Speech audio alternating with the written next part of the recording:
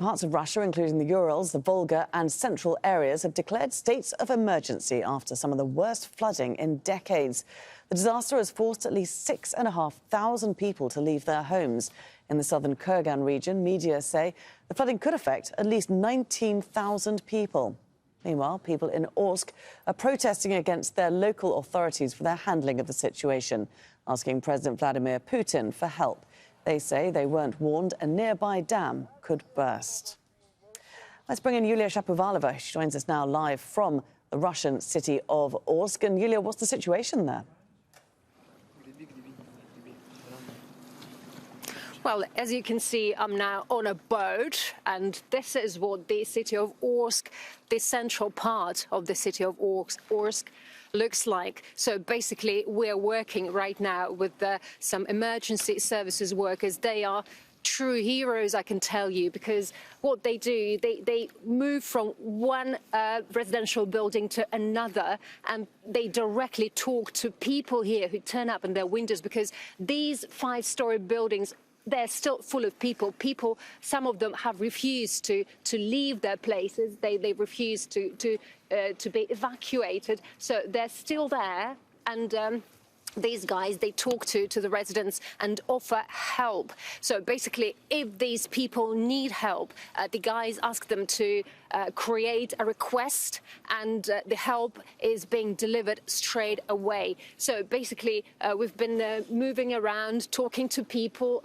Just a while ago, they were trying to rescue a cat sitting on a tree above us. So the thing is, I can tell you that we've spoken to emergency services workers, and they also say that the peak of the disaster has already passed in this particular place, in the city of Orsk, but the high waters are still arriving in the city of Orenburg, which is the capital of the Orenburg region, and in the neighboring regions of Kurgan and other places, and they're still expecting more water to arrive, up to 11 meters of water. So in all these residential buildings, there are no electricity, no gas, and people are prohibited from drinking tap water. So basically they are advised to drink bottled water, and we've seen a lot of bottles. They've been brought here as well. I can tell you that basically, the emergencies workers continue their operations, and people are urgently being evacuated and from the flooded areas, and humanitarian aid like medicine and warm clothing and things like that. They are Yulia, being delivered. if I can just jump in, because it really is extraordinary scenes that you're showing us there. Place. Extraordinary scenes. We're seeing just the very top of a climbing frame. We really do get a sense of just how high these flood waters are and how long it's probably going to take them to recede. We've been hearing a lot of reports of people being left alone to deal with this disaster. Overall, how are the authorities handling it?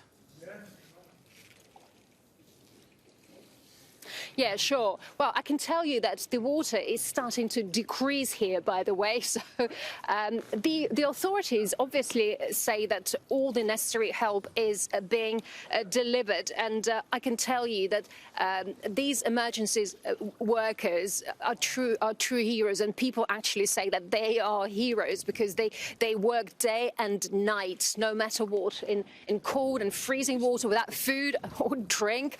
But of course, people do protest, and they did protest recently because they blame authorities for their negligence. They say that actually when the flooding basically started, people had not been warned before the beginning of those floods. So they say that the compensations that the authorities are offering right now are not enough, because many of them literally have lost their homes, and basically, they really need to survive. Many have been moved from these places to temporary accommodation centres, and altogether about 6,500 people, including many children, have been evacuated. OK, Yulia Shapovalova joining us there. Extraordinary scenes aboard a boat going through the centre of the city of Orsk. Thanks very much, Yulia. Make sure to subscribe to our channel to get the latest news from Al Jazeera.